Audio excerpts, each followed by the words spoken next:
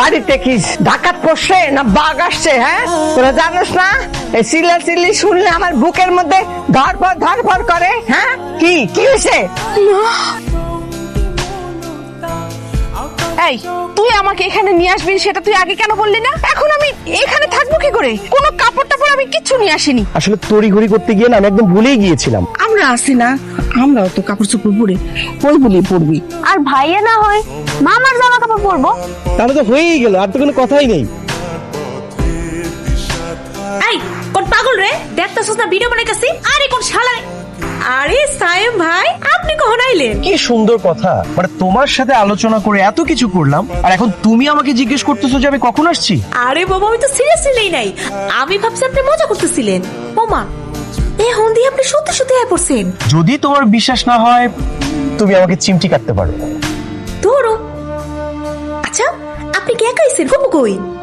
ফুপু তো আর তোমাকে খোঁজার জন্য এই জঙ্গলে আসবে না, তাই না? সে আছে তার মা বোনদেরকে নিয়ে। আমার যাকে প্রয়োজন আমি তার কাছে এসেছি। ইস, আপনার আবার আমার প্রয়োজন হইব কেন? এই ওয়েট, আচ্ছা তোমার হয়েছে কি বলো তো? সেই তখন থেকে তুমি আমাকে আপনি আপনি করতেছো। চ্যাটিং এ তো খুব তুমি করতে। তুমি খেয়েছো, তুমি ঘুমিয়েছো, আর এখন আপনি আর ভাইয়া লাগিয়ে রেখেছো কেন? আরে কি কইতেছেন আপনি? গ্রামের মধ্যে আপনার নাম ধরে ডাকলে আমি সে কি কইব?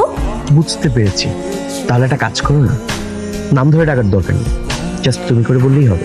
ইস, আমার লজ্জা লাগে। তুমি করেও বলতে পারবে না? না। নাম ধরে ডাকতে হবে না, তুমি করেও বলতে হবে না। এখানে মা একাই থাকো, আমি চলে যাচ্ছি। আরে আরে আরে, এই কই যাইতাছো? এই মানুষটা দিয়ে একদম পাগল। বাহ, অবশেষে তাহলে তোমার মুখে বুলি ফুটলো। গুড। কত বড় হয়ে গেছে।